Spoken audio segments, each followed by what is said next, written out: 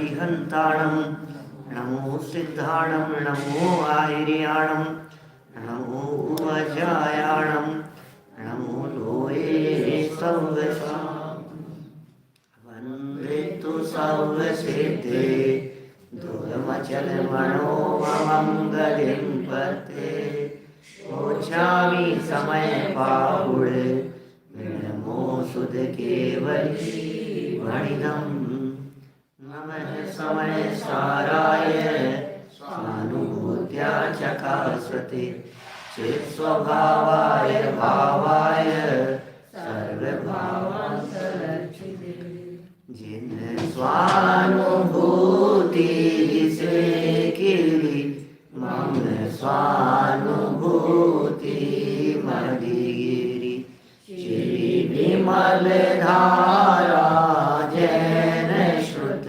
आनंद अमृत से समता प्रवाह बहावती रागादि विकल्प तोड़ी के मां सरस्वती प्रतिभाव वंदन दृष्टि निज में जोड़ी के दृष्टि निज में जोड़ी के। ग्रंथराज समयसार जी यहाँ विराजमान है। भगवत कुंदकुंदाचार्य देव प्रणीत यह अद्भुत रचना है और इस रचना में हमारी यहाँ चर्चा आश्रम अधिकार के संबंध में चल रही थी। काफ़ी चर्चाएं आश्रम अधिकार के संबंध में की, थोड़ी सी चर्चाएं जटिल सी थी और सामने बैठी हुई सभा भी कुछ इस तरह की थी जिसे देख करके मन ही नहीं होता था कि क्या करें, इनको क्या समझाएं। खैर जो भी चर्चाएं चली, अब उन सारी चर्चाओं का सार और निष्कर्ष आज हम यहाँ अपनी सभा में टोडरमल जी के जिन मंदिर में इस प्रकरण को बढ़ाएंगे। निश्चित ही सभी लोगों को बहुत मज़ा आने वाला है। बड़ा सुंदर प्रकरण है ये। एक्चुअल में प्रकरण ये चल रहा था कि इस ज्ञानी जीव के आश्रव होता है कि नहीं होता है। अब ज्ञानी जीव के आश्रव होता है ऐसा माने तो निराश्रवी है, ये बात से विरोध आता है, और निराश्रवी है ये माने तो आश्रव होता है, इस बात से विरोध आता है। माने दोनों बातों में से एक ही बात तो सच्ची हो सकती है। यह भी सच्ची हो बात और दूसरी बात भी सच्ची हो, ये दोनों बातें सच्ची होना ये तो कुछ संभव नहीं लगता है। तो यहाँ उसका स्पष्टीकरण करते हुए कहा कि भैया ज्ञानी जीव के बुद्धिपूर्वक राग नहीं होता और अबुद्धिपूर्वक राग होता है। ये आज अपना बुद्धिपूर्वक और अबुद्धिपूर्वक विषय को लेकर के यहाँ चर्चा चलने वाली है। यहाँ जो प्रकरण अपना चला उसमें कहा भाई एक तो है दर्शन मोहनी संबंधी आश्रम, एक है चारित्र मोह संबंधी आश्रम। तो दर्शन मोह संबंधी आश्रम को जब मद्देनजर रखते हैं तो ये कहा जाता है कि उसके बंधन नहीं होता, आश्रम नहीं होता। और चारित्र मोह संबंधी जब आश्रम को मद्देनजर रखते हैं तो कहा जाता है कि उसके आश्रम होता है। कितनी सीधी सीधी सी बात है। जब ये कहा गया कि आश्रम होता है तो अलग तरह की विवक्षा थी, जब ये कहा कि आश्रम नहीं होता है तो अलग तरह की विवक्षा थी। तो होता भी है और नहीं भी होता है, दोनों तरह की बातें लागू होगी। अब होने और नहीं होने के बीच में यहाँ कुछ और विशेष बात कहेंगे। बोले ये होता है ये जो कहा आपने दर्शन मोह की अपेक्षा से, और नहीं होता है ये जो कहा चारित्र मोह की अपेक्षा से, इसका और थोड़ा सा खुलासा चाहिए। तो बोले दर्शन मोह की अपेक्षा से जो हो रहा है वो दर्शन मोह माने मिथ्यात्व और दर्शन मोह कर्म के सद्भाव की अपेक्षा से होने वाला आश्रम वो ज्ञानी जीव के नहीं हो सकता, क्योंकि ज्ञानी जीव के दर्शन मोह है ही नहीं, ज्ञानी जीव के अनंतानुबंधी है ही नहीं, तो कैसे होगा। और चारित्र मोह संबंधी जो हो रहा है बोले वो कैसे हो रहा है, बोले वो ज्ञान गुण के जगन्य परिणमन के कारण हो रहा है, ऐसा यहाँ जवाब दिया। क्योंकि किसके कारण होगा वो आश्रम, तो ज्ञान गुण के जगन्य परिणमन की वजह से हो रहा है। तो कहा भाई ज्ञान गुण का जगन्य परिणमन वो बंध का कारण कैसे होगा? ज्ञान को जो बंध का कारण कहोगे तो फिर ये अबंध का कारण कौन ठहरेगा? या फिर ज्ञान गुण ही यदि बंध का कारण हो गया तो चूंकि ज्ञान तो स्वभाव है, वो स्वभाव ही बंधन का कारण हो गया, तो अब ये जीव अबंध कभी नहीं हो सकेगा, क्योंकि जब स्वभाव से ही बंधन है तो फिर बंधन से रहित पना तो कभी नहीं। स्वभाव से ही बंधन होगा, बंधन से रहित कब होगा ये जीव? तो बोले नहीं, बंधन का कारण तो राग ही है। बोले राग बंधन का कारण है कि ज्ञान बंधन का कारण है? यहाँ तो ज्ञान को कह रहे हैं, यहाँ तो ये कह रहे हैं कि वो जगन्य गुण से परिणमित ज्ञान वो बंधन का कारण है। समझना, थोड़ा सा विषय यद्यपि जटिल है लेकिन जटिल नहीं है, आप समझेंगे तो बस तो एक कड़ी है थोड़ी सी, वो समझ में आ जाए तो बात समझ में आ जाए कि भाई साहब ज्ञान गुण का जगन्य परिणमन, इतना तो याद हो गया होगा आपको 2-4 दिन में। ज्ञान गुण का जगन्य परिणमन, ज्ञान गुण का जगन्य परिणमन, ज्ञान का जगन्य परिणमन आश्रव का कारण है। ज्ञान का जगन्य परिणमन जहाँ होता है वहाँ नियम से राग होता है। माने ज्ञान जहाँ मंद रूप से परिणमन करेगा वहाँ नियम से राग हुए बिना नहीं रहेगा, 100% राग है और उसके कारण होता है बंधन। तो बंधन का असली कारण कौन रहा? राग। तो फिर ज्ञान को क्यों कहा? जब राग ही बंधन का कारण है तो राग ही बंधन को चलने देते ना, क्या दिक्कत है? ज्ञान को क्यों कह दिया? बोले ज्ञान ने राग के साथ में मिलावट की, वो ज्ञान खाली ज्ञान नहीं रह सका, वो ज्ञान शुद्ध ज्ञान नहीं रह सका, उस ज्ञान में शुद्धता नहीं रही। वो ज्ञान ने राग के साथ में मिलावट करके अपने आप को राग रूपी अनुभव किया, और जिस ज्ञान ने अपने आप को राग रूप अनुभव किया वो ज्ञान वास्तव में राग ही है, लेकिन वो ज्ञान था ना, वो ज्ञान का अंश वहां मिला हुआ था, उसे आश्रम का कारण यहाँ कह दिया गया।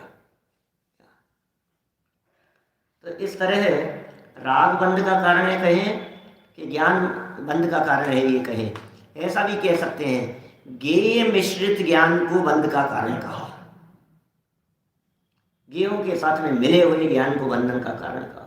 तो गेय मिश्रित पना जहाँ है वहाँ ज्ञान नहीं है, वहाँ राग है, विभाव भाव है।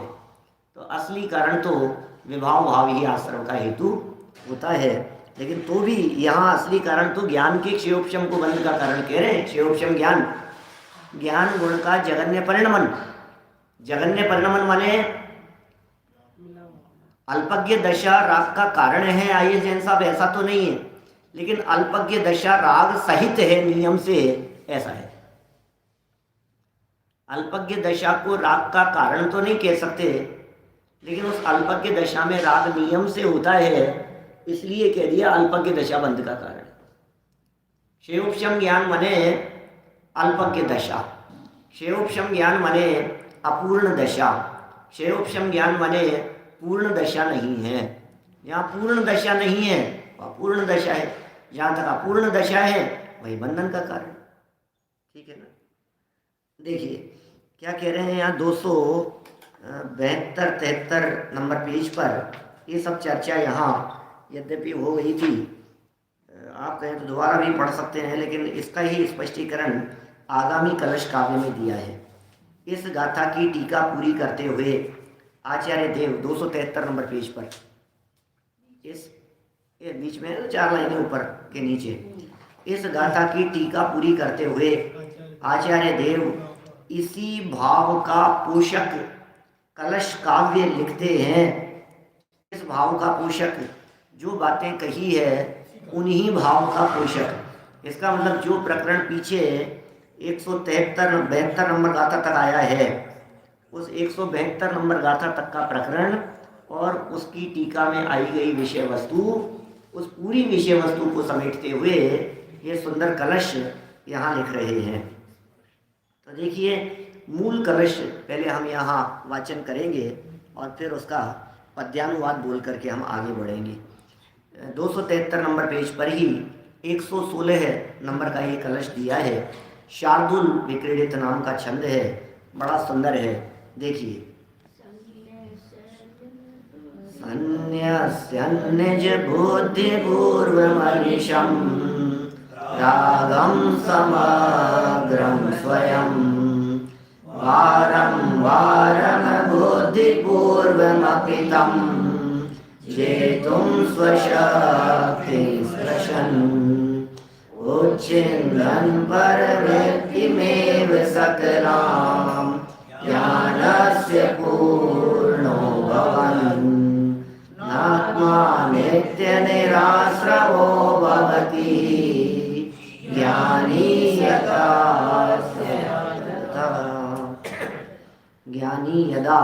स्यात् तदा। क्या कह रहे हैं? इसका पद्यानुवाद पढ़ते हैं। दादा द्वारा किया गया पद्यानुवाद है, बड़ी सुंदर पंक्तियां हैं। स्वयं सहज परिणाम से कर दीना परित्याग सम्यक ज्ञानी जीव ने बुद्धि पूर्वक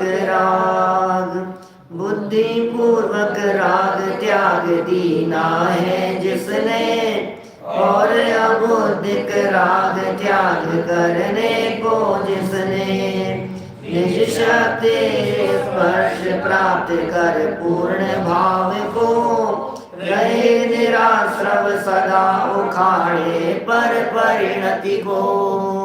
क्या कह रहे हैं ये? स्वयं सहज परिणाम से कर दीना परित्याग। सहज ही स्वयं परिणाम से जिसने कर दिया है इसका त्याग। किसका त्याग कर दिया है? ये बुद्धिपूर्वक राग भाव का जिसने त्याग कर दिया है। सम्यक ज्ञानी जीव ने बुद्धिपूर्वक राग का त्याग कर दिया है। बुद्धिपूर्वक राग का त्याग कर दिया है। हाँ जी, उसी कुंडलियाँ है ना, कुंडलिया का मतलब कुंडली मार करके दोबारा दिखाएगा। ऐसा कुंडली मार करके दोबारा आ जाती है लाइन, ये कुंडलिया छंद कहलाता है। तो जो ऊपर वाली लाइन में जो दोहा और रोला ये मिलकर के बनता है वो तो छप्पा होता है। ये कुंडलिया है, कुंडलिया ऐसी है ना, दोहा और रोला छंद मिलकर के। तो अब इसमें दोहा तो हो गया ऊपर, दोहे के जो अंतिम शब्द थे वो रोला के प्रारंभिक शब्द होते हैं। दोहा के अंतिम शब्दों में कहा बुद्धिपूर्वक राग। तो अब ये कुंडली मार करके दोबारा बात की है बुद्धिपूर्वक राग। बुद्धिपूर्वक राग त्याग दीना है जिसने बुद्धिपूर्वक राग को त्याग दिया है।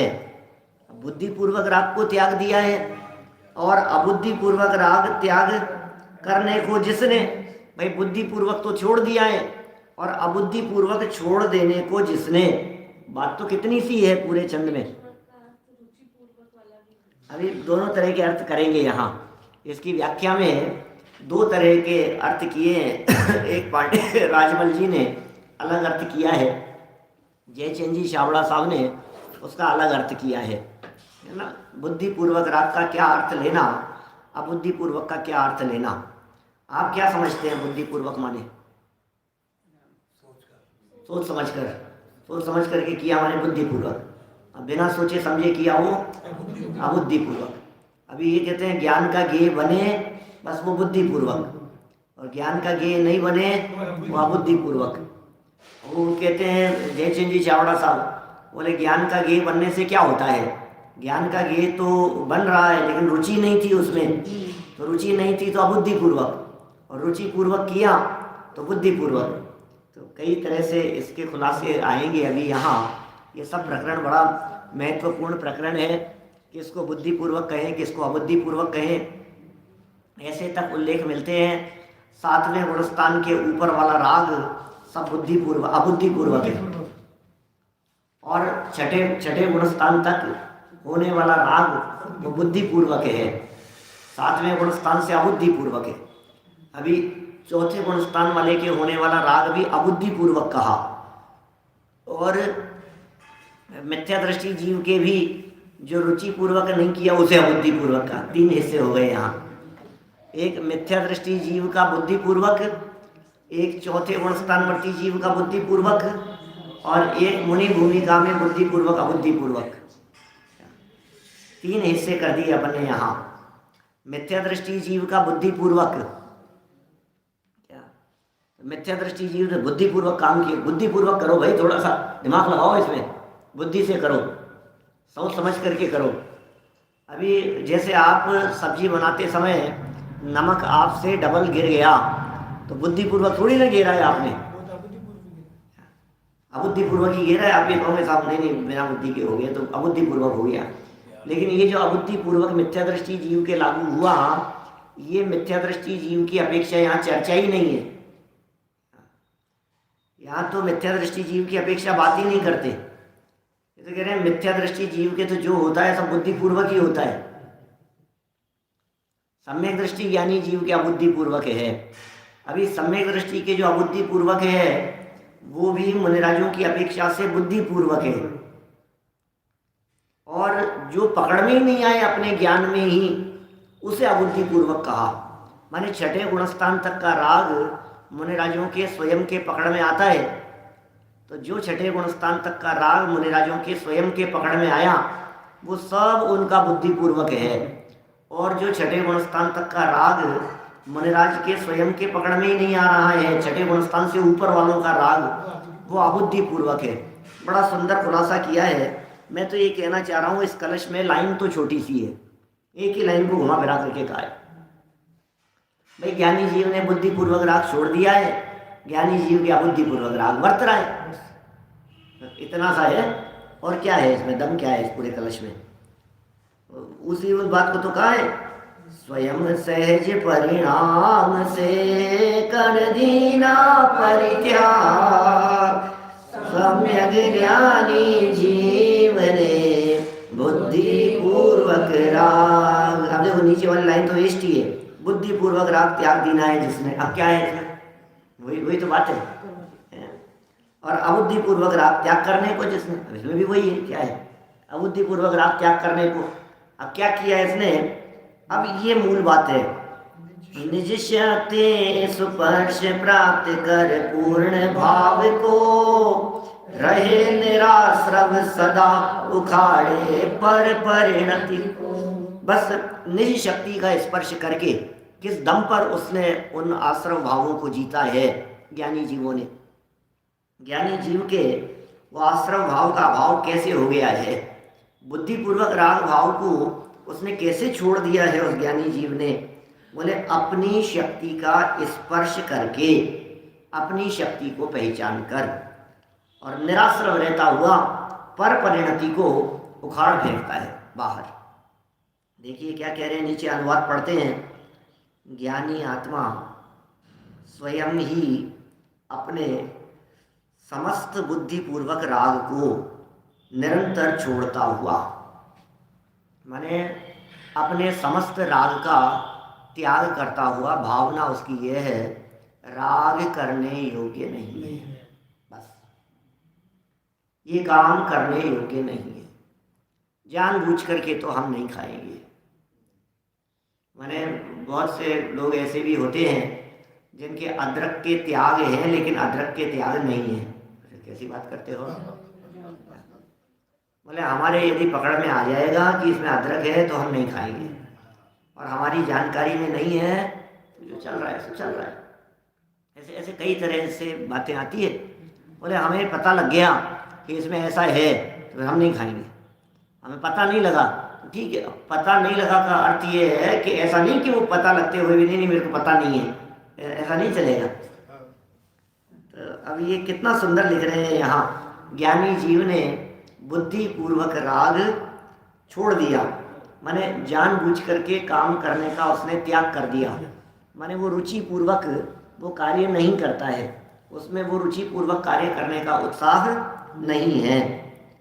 तो ज्ञानी आत्मा स्वयं ही खुद ही ने अपने बुद्धिपूर्वक राग को निरंतर छोड़ता हुआ, निरंतर उसको छोड़ दिया, और अबुद्धिपूर्वक राग को जीतने के लिए, देखो ऐसा नहीं है कि वो अबुद्धिपूर्वक हो रहा है तो उसे करने योग्य मान रहा है। वो अबुद्धिपूर्वक का अर्थ करने योग्य नहीं मान रहा है। जैसे मान लीजिए झाड़ू लगाते समय चींटियां मर गई तो वो अबुद्धिपूर्वक मर गई, बुद्धिपूर्वक तो हम नहीं मारना चाहते थे उनको।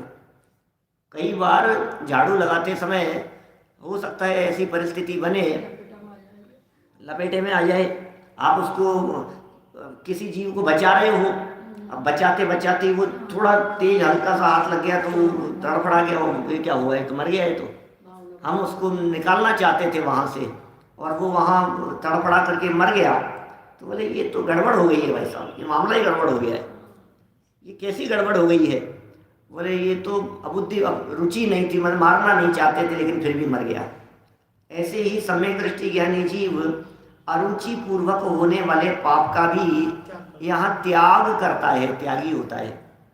जानबूझकर किए जाने वाले पाप का तो वो त्यागी है ही, जानबूझ करके तो पाप उसके जीवन में अब होगा ही नहीं, लेकिन बिना सोचे समझे बिना बुद्धि के जो पाप हो रहा है वो भी, बोले ये भी क्यों हो गया, ये भी नहीं होगा आगे। अबुद्धिपूर्वक राग को भी वो त्याग करने के लिए जिसने क्या किया है, निज शक्ति का स्पर्श किया है।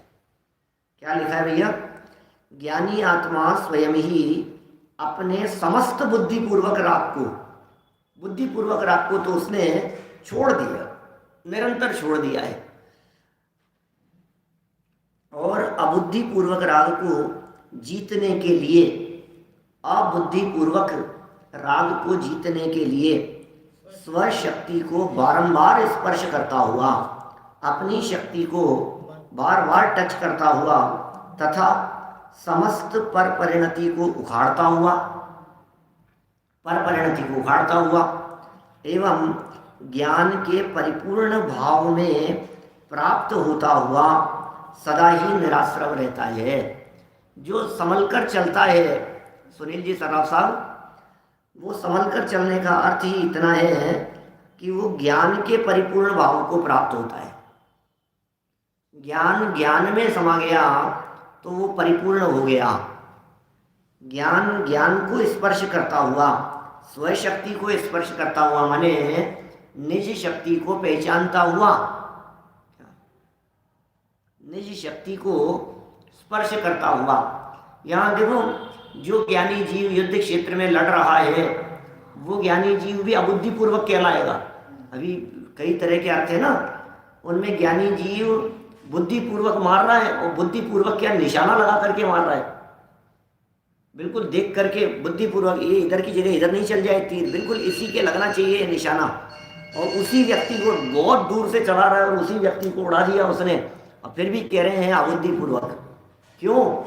मारने का अभिप्राय जिसके हृदय में था उस व्यक्ति के तो बुद्धिपूर्वक पाप था, मारने का अभिप्राय नहीं था। कि कैसी बात कर रहे हो, मारने का अभिप्राय दिख तो रहा है कि इसको मारना है, बोले नहीं, मारना नहीं चाहता लेकिन मारना पड़ रहा है, मारना पड़ रहा है। क्यों मारना पड़ रहा है? क्या करें, हमारी पत्नी को उड़ा करके ले गए हम, जैसे कैसे चलेगा? मैंने ये मारना पड़ रहा है भाई साहब, ये ऐसा ही होता ही। रामचंद्र जी ने जो तीर चलाया था, वो तीर चला रहे हैं रामचंद्र जी, ऐसा कहा था, कल कही थी कि हमने बात, ये कही थी 2-3 दिन पहले ये बात। ऐसा ही है निहाल जी बाबूजी साहब, देखो जरा क्या लिख रहे हैं यहाँ। इसका नाम है स्वयं शक्ति को बारंबार स्पर्श करता हुआ, आत्मशक्ति को स्पर्श करता हुआ, आत्म अनुभव करता हुआ, ऐसा कह रहे हैं। आत्म स्वभाव में रमण करता हुआ, आत्म स्वभाव का अवलंबन लेता हुआ वो जीव समस्त पर परिणति को उखाड़ करके फेंक देता है, पर परिणति से भिन्न और ज्ञान के परिपूर्ण भाव को प्राप्त होता हुआ वो सदा ही निराश्रव रहता है। अभी देखिए आगे बढ़ते हैं। इस कलश में ज्ञानी सम्यक दृष्टि को निराश्रव सिद्ध करते हुए, सम्यक दृष्टि को निराश्रव सिद्ध किया है। यहाँ ये पूरा प्रकरण का सार बतलाया जा रहा है। सम्यक दृष्टि ज्ञानी जीव निराश्रवी होता है, उस बात को कह रहे हैं यहाँ। सम्यक दृष्टि जीव के आश्रम नहीं होता है। अब जगत के जीवों को ये बात जो गले नहीं उतरती थी, वो गले उतारने के लिए ये कलश लिखा है और ये टीकाएं लिखी है, ये सब व्याख्याएं की है। आश्रम अधिकार का मूल प्रतिपाद्य यही है। आश्रम अधिकार में यही बातें कही गई है कि आश्रम के काल में भी ज्ञानी जीव निराश्रम कैसे होता है। आश्रम के काल में भी निराश्रम होता है। आश्रम हो रहा है फिर भी उसके आश्रम नहीं है। राग करता हुआ भी राग नहीं कर रहा है, भोगता हुआ भी भोग नहीं रहा है, कार्य करता हुआ भी उसके कार्य नहीं हो रहा है। ये बातें कैसी लगती है बेटी? क्या कर रहे हो साहब? आप कर रहे हो फिर भी नहीं कर रहे हो, करते हुए भी नहीं कर रहे हो कि हाँ, मैंने करने में करना थोड़ी नहीं है। ये कोई करने में करना नहीं है क्योंकि इसकी रुचि नहीं है कि ये कोई काम कर रहा है, क्या कोई करता हुआ तो दिख रहा है लेकिन कर ही नहीं रहा है ये। बस जैसी बुद्धि आप ऐसा लगाते हो वैसी बुद्धि यहाँ भी लागू हो रही है। इस कलश में ज्ञानी सम्यक दृष्टि को, ज्ञानी मतलब सम्यक दृष्टि, ज्ञानी मतलब चौथे गुण स्थानवर्ती, इस ज्ञानी सम्यक दृष्टि को निराश्रव सिद्ध करते हुए, ओह, ज्ञानी सम्यक दृष्टि जीव को आश्रव से रहित सिद्ध करते हुए, उसके आश्रम नहीं है ये सिद्ध करते हुए यह कहा गया है कि ज्ञानी ने बुद्धिपूर्वक होने वाले राग को, ज्ञानी ने बुद्धिपूर्वक होने वाले राग को तो छोड़ ही दिया है। बुद्धिपूर्वक होने वाले राग को तो उसने छोड़ दिया है और अबुद्धिपूर्वक होने वाले राग भावों का नाश करने के लिए, क्या भैया, जो अनजाने में हो रहा था, जो अरुचि पूर्वक हो रहा था, ज्ञानी के भोग अरुचि पूर्वक भोगे जाने वाले भोग हैं और अज्ञानी के भोग रुचि पूर्वक भोगे जाने वाले भोग हैं। तो जो अरुचि पूर्वक है वो अबुद्धि पूर्वक है, जो रुचि पूर्वक है वो बुद्धि पूर्वक है। तो अबुद्धि पूर्वक होने वाले राग भावों का नाश करने के लिए ज्ञानी जन क्या करते हैं? ज्ञानी जन बारंबार स्वशक्ति का स्पर्श करते हैं, माने बारंबार शुद्धोपयोगी होते हैं, बारंबार वे स्वभाव का अवलंबन लेते हैं, बारंबार अपने अंतर में समा जाते हैं।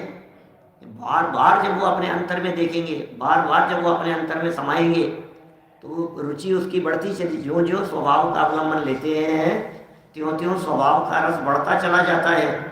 स्वभाव का रस बढ़ता चला जाता है तो विभाव का रस बराबर टूट जाता है। निर्मल चंद जी साहब ये बहुत कैसी गजब की बात लिखते हैं यहाँ कि राग का रस टूट गया है भाई साहब, हो रहा है लेकिन करने योग्य नहीं जानता है।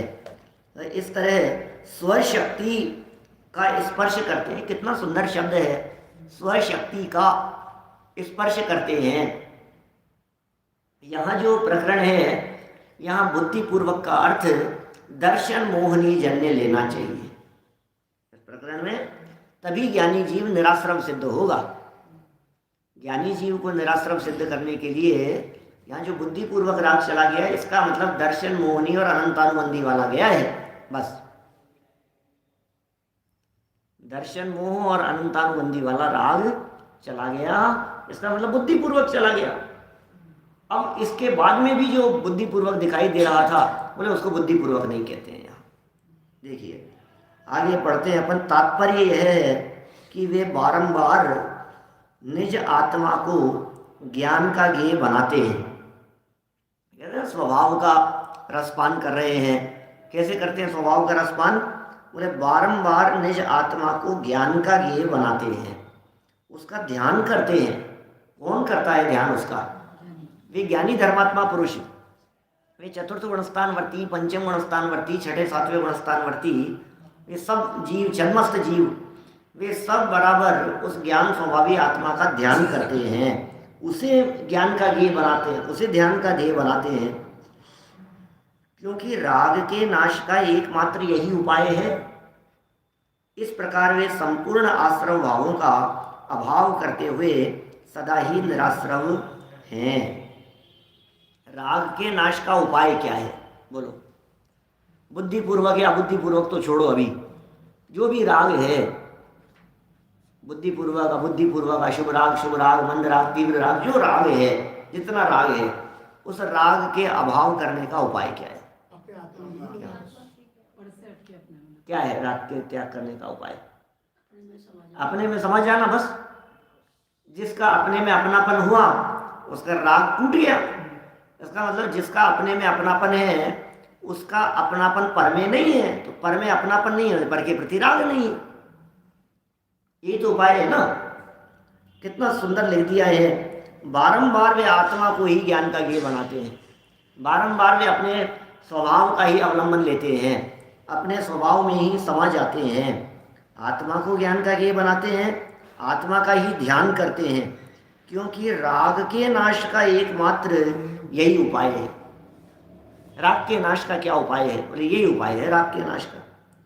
इस प्रकार संपूर्ण आश्रम भावों का अभाव धीरे धीरे करके, अभी तो बुद्धिपूर्वक का अभाव किया है ज्ञानी जीव ने, फिर अब बचे हुए राग का अभाव कैसे करते?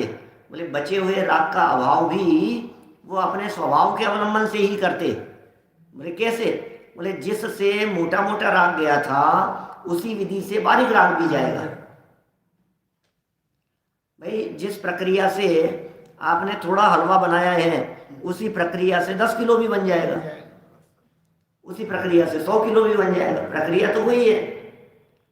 अभी इस जीव ने धीरे धीरे जैसे ही स्वभाव का अवलंबन लिया और राग को छोड़ दिया, बोले इतना तो छोड़ दिया, अब आगे क्या करेगा? बोले और अवलंबन लेगा तो और छूट जाएगा, और अवलंबन लेगा तो और छूट जाएगा। इसलिए वो बारंबार निरंतर स्वभाव का अवलंबन लेता है, बारंबार उसकी दृष्टि अपने स्वभाव सन्मुख होती है। तो ज्यों ज्यों उसकी दृष्टि स्वभाव सन्मुख होती है त्यों त्यों वो सब राग छूटता जाता है। इधर की रुचि, जैसे इधर का रस हुआ बाहर की रुचि टूट गई, बाहर की रुचि टूटी तो अंदर की रुचि बढ़ी, अंदर की रुचि और बढ़ती है, बाहर की रुचि और कम होती है, अंदर की और रुचि बढ़ती है, फिर बाहर की कम होती है, बाहर की कम होती है, फिर अंदर की बढ़ती है। तो इस तरह से स्वभाव का रस बढ़ता चला जाता है और राग का रस स्वयं टूट जाता है। राग का रस जब पूरी तरह टूट जाता है कहते हैं सर्वांग निराश्रम हो गया ये ज्ञानी जीव, 100% निराश्रमी हो गया। अब इस जीव के रंच मात्र भी आश्रम बचा ही नहीं है। अब ये बुद्धिपूर्वक और अबुद्धिपूर्वक के संदर्भ में जो दो महत्वपूर्ण मुद्दे जो हैं उनका यहाँ स्पष्टीकरण कर रहे हैं। ये कह रहे हैं पांडे राजमल जी एवं पंडित बनारसी दास जी कहते हैं। अब बनारसी दास जी तो पांडे राजमल जी का ही अनुसरण करते हैं, मालूम है ना। कलश टीकाकार है पांडे राजमल जी साहब, और बनारसी दास जी हैं, इन्होंने नाटक समय सार पढ़ करके नहीं लिखा। मैंने बनारसी दास जी को तो समय सार मिला ही नहीं है, समझ लो आप। बनारसी दास जी तो समय सार के पार्टी ही नहीं थे। बनारसी दास जी ने न कुंदाचार्य का समय सार पढ़ा न अमृत चंद्राचार्य का पढ़ा, उन्होंने तो पांडे राजमल जी का पढ़ा, कलश टीका पढ़ी। और उन्होंने जो नाटक समय सार लिखा ये समय सार की व्याख्याएं नहीं है, ये कलश टीका की व्याख्याएं हैं। तो पांडे राजमल जी तो उन्हीं के चेले हैं, राजमल जी के। राजमल जी साहब जो कहेंगे उसी बात का अनुसरण करेंगे वो तो। राजमल जी साहब ने क्या कहा? बोले राजमल जी साहब ने कहा कि जो बुद्धिपूर्वक पकड़ में आ रहा है, जो पकड़ में आ रहा है वो बुद्धिपूर्वक है, जो नहीं पकड़ में आ रहा है अबुद्धिपूर्वक। तो ये तो अबुद्धिपूर्वक की व्याख्या इस अपेक्षा से तो बहुत ऊपर के गुण स्थानों में लगेगी। देखो क्या कह रहे हैं, यहाँ पढ़ते हैं बात। पांडे राजमल जी एवं कविवर बनारसी दास जी कहते हैं कि जो हमारे ज्ञान में ज्ञात हो जाए उस राग को बुद्धिपूर्वक राग कहते हैं। लो साहब क्या कह रहे हैं, हमारे ज्ञान में पकड़ में आ गया है इसका मतलब बुद्धिपूर्वक हो गया, और हमारे ज्ञान में पकड़ में नहीं आया वो अबुद्धिपूर्वक हो गया। जिग्नेश भाई क्या लिख रहे हैं? हमारे ज्ञान में पकड़ में आ गया उस राग को बुद्धिपूर्वक राग कहते हैं, और जो ज्ञात न हो उसे अबुद्धिपूर्वक राग कहते हैं।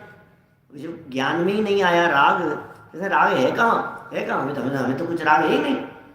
अब जैसे अपन लोगों के भी ऐसा होता है ना, कई बार ऐसा राग, अभी आप सो रहे हो आपको लगता ही नहीं है कि राग कर रहे हो, अभी क्या इसको कहेंगे अबुद्धिपूर्वक कहेंगे इस राग को।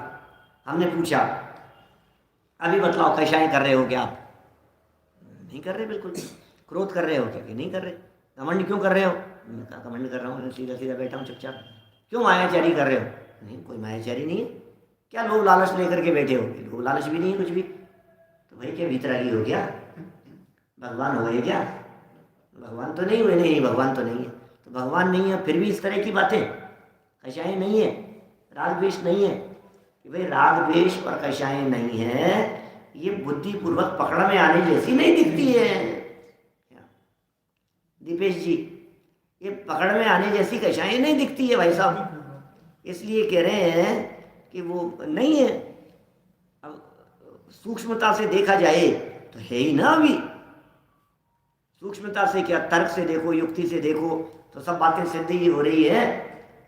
तर्क युक्ति से देखने पर आप ये बात कह नहीं सकते हो कि नहीं है, तर्क युक्ति से देखने पर तो बराबर सिद्ध होगी ये बात कि ये तो मौजूद है भाई साहब कषाएं तो नहीं। अभी छद्मस्थ है, अभी गृहस्थ है, अभी घर गृहस्थी में रहता है, अभी घर गृहस्थी में रहने वाले व्यक्ति को राग द्वेष नहीं हुआ, ऐसा कैसे हो सकता है? लेकिन फिर भी अच्छा, दिन भर में मैं कहता हूँ, अभी आज अभी की बात छोड़ो, प्रवचन सभा में बैठे हुए आप बात कीजिए कल की, कल दिन भर में आपने किससे राग किया था? किसी से नहीं। कल दिन भर में भैया किससे किससे लड़ाई झगड़ा किया? किसी से नहीं किया, कोई द्वेष बुद्धि नहीं। कल आपने कषाय की थी? नहीं, कल तो कौन सी कषाय की थी? क्या माने आप सोचना जरा, आप कई बार तो ऐसा लगता है कई दिन हो गए हमने गुस्सा ही नहीं किया, कई दिन हो गए हमने गुस्सा नहीं किया, कई दिनों में आपने छल कपट मायाचारी नहीं करी। हमें किसी तरह का कोई लोभ लालच नहीं है, हमें किस बात का लोभ लालच है? बातें तो ऐसी ही करते हो आप जैसे भी तरह की हो, जैसे सब बुद्धिपूर्वक की बात कर रहे हो आप। अबुद्धिपूर्वक जो अंदर चल रहा है वो तो है ही। अभी सत्ता में किसके क्या नहीं पड़ा है, अभी तो अपनी बात कर रहे हैं। अभी यदि दूसरी बात करो और ऐसे जीवों की जिन जीवों का पकड़ में ही नहीं आता है, अभी पृथ्वी का ही जीव है, इन पृथ्वी का ही जीव के क्रोध मान माया लोग पकड़ में नहीं आए, है ही नहीं, क्योंकि है नहीं कि पृथ्वी का ही जीवों के, जल का ही जीवों के, अग्नि का ही जीवों, जल का और अग्नि का ही जीवों के क्रोध को तो फिर सिद्ध कर देते हैं, एकदम लपटे उठी, कैसा क्रोध का परिणाम आया है, किसी व्यक्ति को जिगत सुमेव निगल जाएगी, बिल्कुल ऐसा आग लगी, पानी में एकदम ऐसी लहरें आई जो लहरें एकदम उफान करके ले गई, पकड़ लिया, एकदम समेट दिया, सबको उड़ा दिया। तो बोले ये सब क्रोध का परिणाम था उसका। तो कहने के लिए कह रहे हैं वास्तव में तो क्या है, कैसे पकड़ में आएगा? कृष्ण लेस्या का परिणाम और पकड़ में नहीं आए बिल्कुल भी। कृष्ण नील कापोत 3 अशुभ लेस्याएं और अशुभ लेस्याओं में कुछ भी पकड़ में नहीं आए। पकड़ में नहीं आ रहा है इसका मतलब ये मत समझना कि उनके कषाय नहीं है। एक इंद्रिय आदि जीवों के तो कषाय नियम से सिद्ध है ना भाई। असैनी पंचेंद्रिय तक के जीवों के तो एक भी कर्म प्रकृति, एक भी कषाय कर्म का अभाव हुआ ही नहीं, एक भी नहीं है, सारी मौजूद है जितनी हो सकती है। जितना मैक्सिमम पाप कर्म का उदय हो सकता है और जितना मैक्सिमम पाप कर्म का बंधन हो सकता है वो सब है वहाँ। बंधन का अर्थ अभी वहाँ स्थिति अनुभाव वाला बंधन नहीं लगाना, क्योंकि स्थिति अनुभाव तो असैनी पंचेंद्रिय जीवों के कम है, असैनी पंचेंद्रिय जीवों के ज़्यादा पड़ता है, ठीक है ना। एक इंद्रिय जीव के तो क्या एक सागर तक का कर्म बांधता है, शक्ति नहीं है उसमें ज़्यादा करने की। तो अभी वो बात नहीं लगाना, अभी बात लगा रहे हैं यहाँ 70 कूड़ा कूड़ी सागर तक का जो बांधने वाला जीव है वो बुद्धिपूर्वक है, और जो असैनी पंचेंद्रिय तक जीव है वो अबुद्धिपूर्वक है। लेकिन असैनी पंचेंद्रिय तक के जीवों को जो कहा उसमें यही कहा कि उनके पकड़ में नहीं आ रहा है, उनके विचारों के आप वो खुद भी नहीं पकड़ पा रहे और दूसरा भी नहीं पकड़ पा रहा है, अब किसी के भी पकड़ में नहीं आ रहा है। अभी अपन कहते हैं बतलाओ ये क्या राग कर रहे हैं, अच्छा बतलाओ मैं क्या गुस्सा कर रहा हूँ, मैंने क्या गुस्सा किया इसमें? कुछ भी नहीं किया, तो गुस्सा चल रहा है ना। क्रोध मान माया लोभ इन चारों ही कषायों का सद्भाव ये सब है या नहीं है? सद्भाव तो है ना इन सब कषायों का। बस ये जो सद्भाव बराबर बना हुआ है इसे ही हम कह रहे हैं अबुद्धिपूर्वक है, सद्भाव बना हुआ है अबुद्धिपूर्वक है, लेकिन और जो पकड़ में आ रहा है वो बुद्धिपूर्वक है। ये पांडे राजमल जी साहब ने ये अर्थ किया, राग को बुद्धिपूर्वक राग कहते हैं। कौन से राग को? जो राग हमारे ज्ञान में ज्ञात हो रहा है, जो ज्ञान में ज्ञात हो वो बुद्धिपूर्वक, और जो ज्ञात ना हो बुद्धि, उसे अबुद्धिपूर्वक राग कहते हैं। पर पंडित जयचंद जी चावड़ा उनसे सहमत नहीं है। क्या बात कर रहे हो आप? पकड़ में आएगा वो राग, नहीं पकड़ में आ रहा है वो नहीं राग। पकड़ में आने वाला राग तो ऐसे ही पकड़ में आने वाले राग को ही राग मानोगे तो ज्ञानी जीव के भी राग सिद्ध होगा, क्योंकि चौथे गुणस्थान वर्ती के सब राग पकड़ में आ रहा है। बाल बच्चों के प्रति राग भी पकड़ में आ रहा है, विषय कषय वाला राग भी पकड़ में आ रहा है, मैंने ये सब पकड़ में आ रहे हैं ज्ञानी जीव के। है अभी सम्यक दृष्टि ज्ञानी जीव, और सम्यक दृष्टि ज्ञानी जीव होते हुए भी उस सम्यक दृष्टि ज्ञानी जीव के विषय कषाय में प्रवर्तन दिखाई देता है। तो बुद्धिपूर्वक है या नहीं?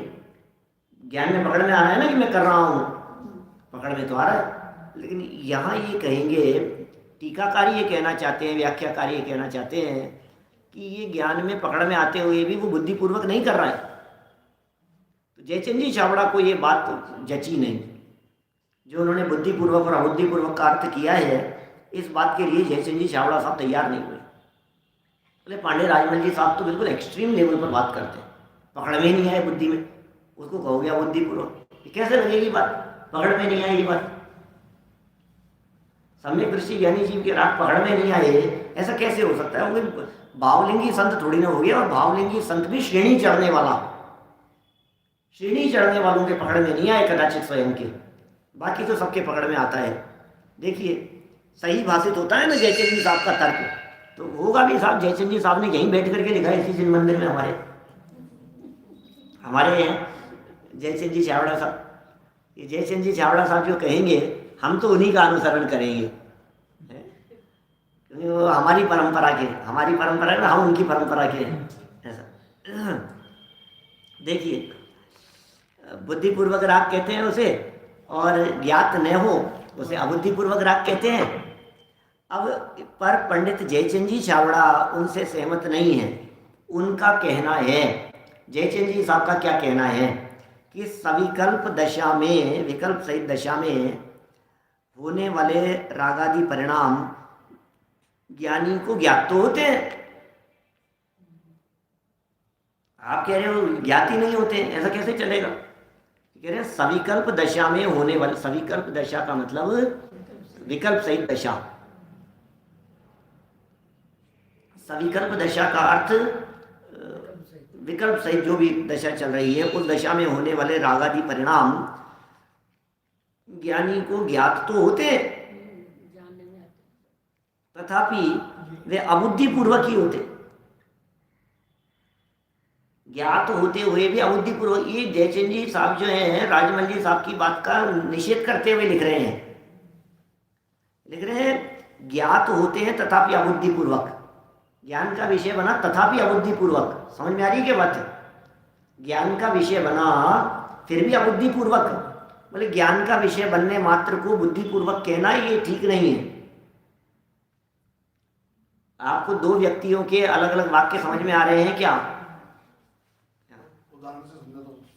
दो व्यक्तियों के द्वारा बुद्धिपूर्वक का क्या अलग अलग अर्थ किया, ये ख्याल में आया क्या?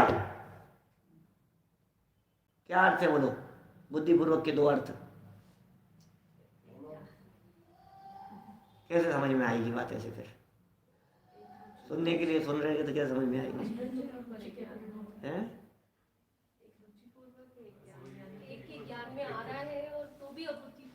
देखो क्या बोलिए। ज्ञात हो जाने मात्र से वो बुद्धिपूर्वक नहीं हो जाता, वो तो सहज होता है, वो रुचि वाली बात ही।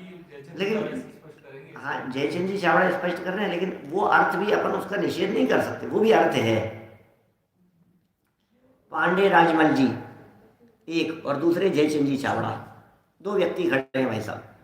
पांडे राजमल जी साहब ये कह रहे हैं बुद्धिपूर्वक का अर्थ, बोले जो ज्ञान में ज्ञात हुआ ये बुद्धिपूर्वक है, अपने को ज्ञान नहीं हुआ या बुद्धिपूर्वक है। आपको मालूम नहीं चला कि आप दोबारा नमक डाल रहे हो या बुद्धिपूर्वक है, पता नहीं लगा आपको। और जो ज्ञात हुए बुद्धिपूर्वक है, माने जान करके कर रहे हो बुद्धिपूर्वक और बिना जाने कर रहे हो वो अबुद्धिपूर्वक। अब जयचंद जी चावड़ा साहब ये कह रहे हैं यार जो कोई काम कर रहा है वो उसको बिना जाने कैसे करेगा? उसके पीछे विकल्प चल रहा है। कोई भी काम कर रहा है व्यक्ति वो जान करके ही तो करेगा। बोले जानकर करने का नाम बुद्धिपूर्वक मत कहो, तो फिर किसे कहें बुद्धिपूर्वक? सब विकल्प। सविकल्प दशा में, बस विकल्प सहित है, बस इसी को उन्होंने ज्ञानी को ज्ञात होते, उनका कहना है सविकल्प दशा में होने वाले रागादि परिणाम ज्ञात तो होते हैं, लेकिन अबुद्धिपूर्वक, अभी अबुद्धिपूर्वक का अर्थ नहीं पढ़ा है अपन ने, उनके अनुसार ज्ञात होने मात्र से वे बुद्धिपूर्वक नहीं हो जाते। तो फिर क्या है? बोले अभिप्राय पूर्वक जो हो वो बुद्धिपूर्वक। राग किया, बोले कोई ऐतराज नहीं है, बोले राग में राग किया ये बुद्धिपूर्वक। चौथे गुणस्थानवर्ती की जितनी भी वृत्तियां हैं वे सब वृत्तियां अबुद्धिपूर्वक ही है। चौथे गुणस्थानवर्ती राज दरबार में बैठकर बुद्धिपूर्वक न्याय कर रहा है। अब बिना बुद्धि के न्याय कैसे करेगा? न्याय कर रहा है, वो बुद्धिपूर्वक कर रहा है, लेकिन तो भी मिथ्यात्व और अनंतानुबंधी के अभाव जन्य उसकी रुचि, उसका उत्साह, उसका जुड़ाव, ये तो अपने ज्ञायक स्वभाव के साथ में ही लगा हुआ है। जिसकी रुचि ज्ञायक के साथ में है, जिसका उत्साह ज्ञायक के साथ में है, जिसका जुड़ान ज्ञायक भगवान आत्मा के साथ में है, इसका मतलब वही की रुचि है। सब काम जगत के किया करे, ये जो बात है ना, सब काम जगत के किया करे, लेकिन नहीं मैं राग किसी से करते। अब राग किसी से नहीं कर रहे, सब काम जगत के कर रहे हैं, ये कैसे चलेगी बात? सारे काम ऐसे ऐसे कैसे कर रहे हो बिना राग किए हुए? बिना राग किए हुए आप यहाँ कैसे आ गए? सूक्ष्म दृष्टि से राग था ना उसमें। सब काम जगत के किया करें, लेकिन नहीं, यही तो चमत्कार है भाई साहब, यही तो दृष्टि का खेल है। सारे काम होते हुए भी उनके अंतरंग में उसके प्रति जुड़ान का भाव नहीं।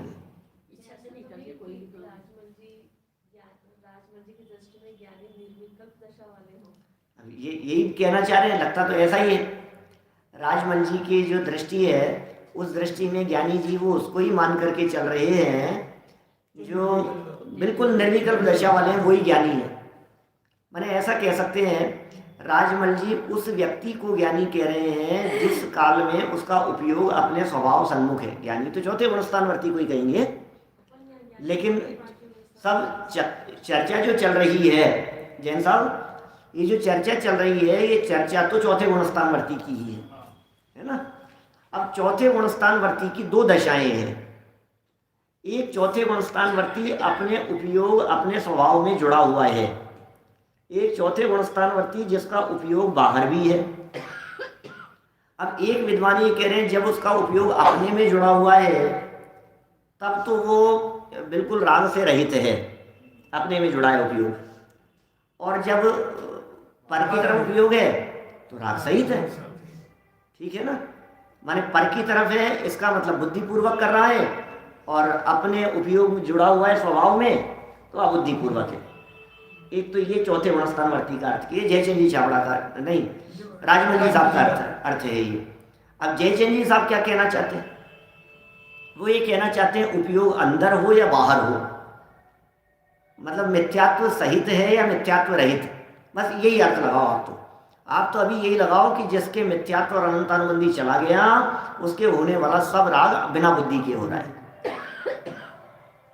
मतलब एक अभिप्राय को पकड़ रहे हैं और एक सिर्फ शुद्धता को पकड़ रहे हैं। जयचंद जी छाबड़ा ने जो बात कही वो स्थूल लेवल पर कही। बोले ज्ञानी तो हमेशा ही, चाहे घर में रहे, वन में रहे, भोजनालय में रहे, शौचालय में रहे, जहाँ कहीं पर भी वो रहे ज्ञानी जीव, लेकिन वो ज्ञानी जीव हमेशा ज्ञानी रहेगा। बस ज्ञानी तो सदा काल ज्ञानी है। ये बात हो गई जयचंद जी छाबड़ा साहब की। अब वो ये कहते हैं पांडे राजमल जी साहब, बोले क्या है ये, क्या बचा रखा है तुमने? बोले जब ज्ञान ज्ञायक में लीन होगा, बोले तभी वो वास्तव में वीतरागी है, तभी वो निराश्रवी है। तो इस तरह से दो तरह के अर्थ यहाँ किए हैं। अभी इस कलश के भाव को स्पष्ट करते हुए, कलश तो वही है, इस कलश के भाव को स्पष्ट करते हुए पंडित जयचंद जी छाबड़ा ने इसी दिगंबर तेरहपंथी जन मंदिर में बैठकर जो भावार्थ में बुद्धिपूर्वक और अबुद्धिपूर्वक का अर्थ स्पष्ट करते समय इस बात को भी स्पष्ट कर दिया है। कौन सी बात को स्पष्ट कर दिया है? उसका भावार्थ इस प्रकार है। अब ये जयचंद जी छाबड़ा साहब के भावार्थ सहित चर्चा अपन कल पढ़ेंगे। मार्मिक चर्चा है, पूरा लंबा पैराग्राफ है। इस चर्चा को आगे करते हुए कल 117 नंबर कलश भी लेने का प्रयास करेंगे। अभी की बात को हम यही विराम देते हैं। में बताई यह अनंत उपकार है, उसके लिए जिन वाणी माँ को वंदना शतवार है, वंदना शतवार है।